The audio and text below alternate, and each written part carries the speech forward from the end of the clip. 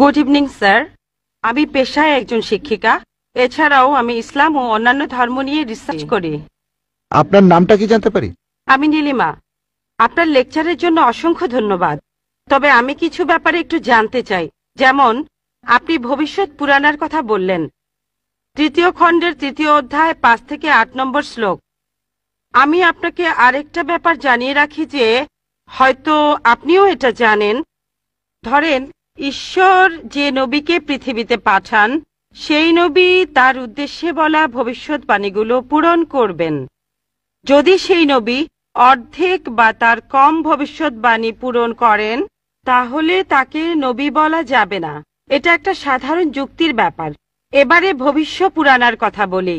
আপনি সেই ম্লেচ্ছ নেতার কথা বললেন আর বললেন তিনি নবী মোহাম্মদ ছাড়া আর কেউ নন। আচ্ছা, আমি আপনার কথার প্রথম অংশটা মেনে নিচ্ছি, কিন্তু পরের অংশটা আপনি ব্যাখ্যা করে বলেননি। এখন আপনাকে বলি, ম্লেচ্ছ একটা সংস্কৃত শব্দ, আর সংস্কৃত ডিকশনারি অনুযায়ী ম্লেচ্ছ শব্দটার অর্থ অনার্য অথবা পাপী অথবা খারাপ লোক। ম্লেচ্ছ শব্দটার এই 3টা অর্থ হয়। তাহলে কি বলা যায় মোহাম্মদ ছিল পাপী অথবা খারাপ লোক? আরেকটা ব্যাপার হলো, এই ভবিষ্যৎবাণীর দ্বিতীয় শর্তটা, সেটা হলো তিনি একটা মরুস্থলে জন্মাবেন। মরুস্থল এর অর্থ মৃতদের স্থান, কারণ মরু শব্দটা এসেছে সংস্কৃত মৃ থেকে, যার অর্থ মৃত্যু। তাই এখানে অবশ্যই আরবের মরুভূমির কথা বলা হচ্ছে না, কারণ সেটা ছিল অনুর্বর ভূমি আর যুদ্ধক্ষেত্র। এরপরে আমি 3 নম্বর পয়েন্টে আসছি। এই ভবিষ্যৎবাণীতে বলা হয়েছে যে এই ম্লেচ্ছ নেতা তিনি গোসল করেন পঞ্চগাভিয়া আর গঙ্গা নদীতে।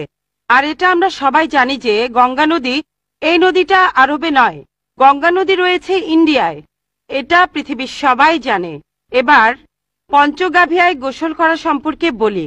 পঞ্চগাভিয়া মানে গরু থেকে উৎপন্ন 5টা উপাদান। এই উপাদানগুলো হলো দুধ, দই, ঘি, প্রস্রাব, গোবর। এখন ভবিষ্যৎবাণীটাকে সত্যি হতে গেলে এই কথাটাও তাহলে সত্যি হতে হবে। আপনি কি আমাকে পবিত্র কোরআনের এমন কোন আয়াত দেখাতে পারেন যেখানে বলা আছে যে মোহাম্মদ গোসল করেছিল গঙ্গার জলে বা সেই 5টা উপাদান দিয়ে, অর্থাৎ দুধ, দই, ঘি, প্রস্রাব আর গোবর? তাহলে আজকে ইসলাম গ্রহণ করব। Thank you sir. বোন, আপনি ঠিক বলেছেন যে ভবিষ্যৎবাণীর কথা বলা হচ্ছে, যদি তার অর্ধেকের বেশি পূরণ না হয় তাহলে ভবিষ্যৎবাণী ভুল। আমি একমত বোন, আপনার সঙ্গে একমত। আমি আপনার 3টি প্রশ্নের উত্তর দেব। দেখা যাক আজকে আপনি ইসলাম গ্রহণ করেন কিনা।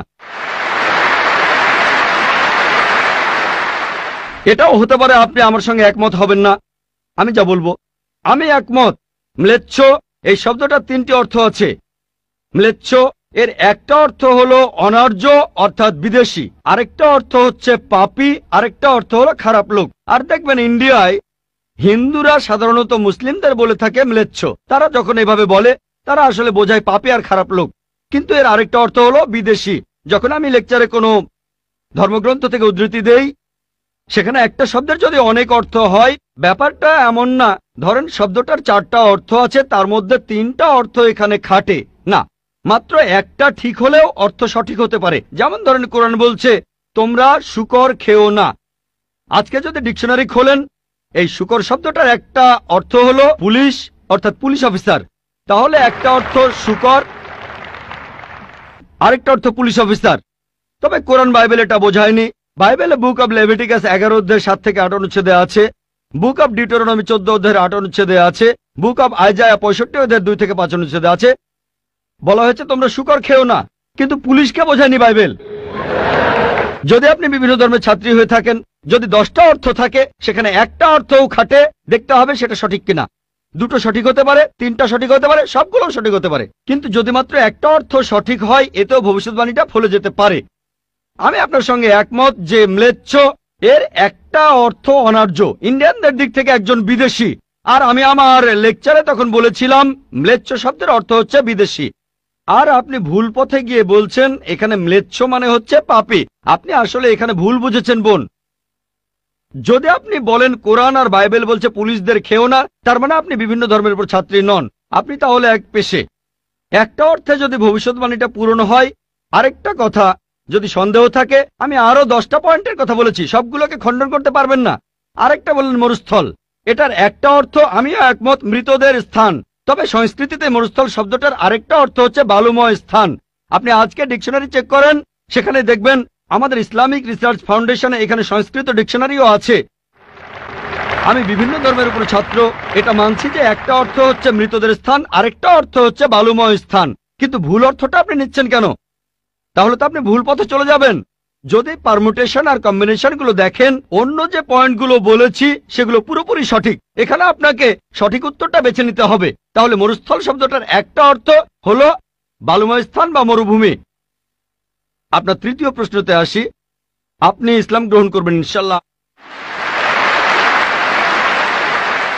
তৃতীয় প্রশ্নটা, আমি যে ভবিষ্যৎবাণীটার কথা বলেছি যে নবী মোহাম্মদ সাল্লাল্লাহু আলাইহি সাল্লাম পঞ্চগর্ভে গোসল করেছিলেন গঙ্গা নদীতে, এখানে বুঝে নিতে হবে যখন আমরা বলছি যে হিন্দুদের রীতি অনুযায়ী যে কেউ পঞ্চগর্ভে বা গঙ্গায় গোসল করবে তার অর্থ বিশুদ্ধ হবে।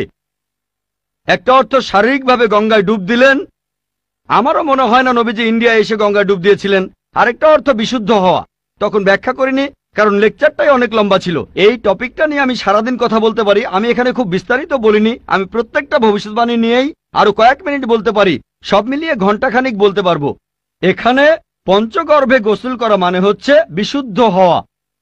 এখানে প্রসঙ্গটা বুঝতে হবে, শারীরিকভাবে গোসল করার অর্থ এখানে বলা হয়নি। আর আপনি গঙ্গার পানিতে ডুব দিলেই বিশুদ্ধ হয়ে যাবেন এমন কোনো নিশ্চয়তা নেই, বিশুদ্ধ না হওয়ার সম্ভাবনাই বেশি। এটা হচ্ছে হিন্দুদের রীতি অনুযায়ী বলা। তাই এখানে ভবিষ্যৎবাণীটা বলছে যে নবী মোহাম্মদ সাল্লাল্লাহু আলাইহি সাল্লাম পঞ্চগর্ভে গোসল করেছিলেন। তার মানে এই না যে তিনি এখানে এসেছিলেন, মানে হলো আল্লাহ তাআলা তাকে বিশুদ্ধ করেছিলেন। আমরা বিশ্বাস করি যে আল্লাহ তাআলার সকল নবী, সকলেই হোক তিনি মুসা বা ঈসা আলাইহিস সালাম অথবা মুহাম্মদ সাল্লাল্লাহু আলাইহি সাল্লাম, তারা সকলেই ছিলেন মাসুম, তারা ছিলেন নিষ্পাপ, ছিলেন বিশুদ্ধ।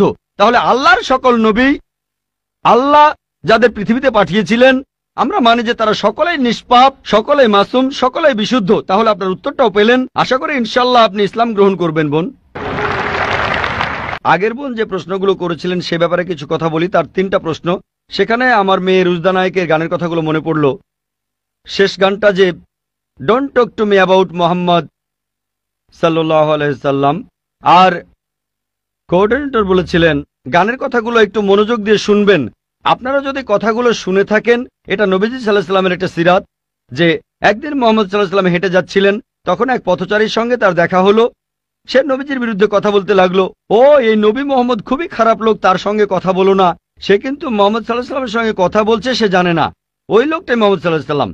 সে নবীজির কাছে বলল, পথে হাঁটতে হাঁটতে, নবী মোহাম্মদ খুবই খারাপ লোক, তার কথা শুনো না, তার কথা শুনলে বিপর্যয় হয়ে যাবে, সবার জন্য খারাপ হবে, ইত্যাদি ইত্যাদি। গানটাতে এই কথাগুলো বলা হয়েছিল।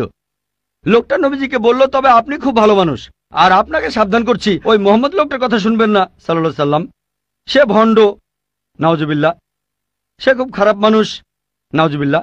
এরকম আরো অনেক কথা। তবে নবীজিকে বলল, আপনি খুব ভালো মানুষ, আপনি দয়ালু, আপনি পরোপকারী, আপনার নামটা জানতে পারি? নাম শুনে বলল, কি? আপনি কি বললেন? আমি কি ঠিক শুনছি? আপনার নাম মোহাম্মদ সাল্লাল্লাহু আলাইহি সাল্লাম? তখন সে বলল, আশহাদু আল্লা ইলাহা ইল্লাল্লাহ ওয়া আশহাদু আন্না মুহাম্মাদুর রাসূলুল্লাহ। যখন সেই লোকটা বুঝতে পারলো যে এই লোকটাই মোহাম্মদ সাল্লাল্লাহু আলাইহি সাল্লাম, আমি অন্য মানুষের কাছে শুনেছিলাম সে খুব খারাপ মানুষ, ইনি তো ভালো মানুষ, তখনই সে ইসলাম গ্রহণ করলো। তাই আমার প্রিয় বোন, উনি একটু আগে যখন প্রশ্নগুলো করেছিলেন তখন আমার মেয়ের গানের কথাগুলো মনে পড়েছিল।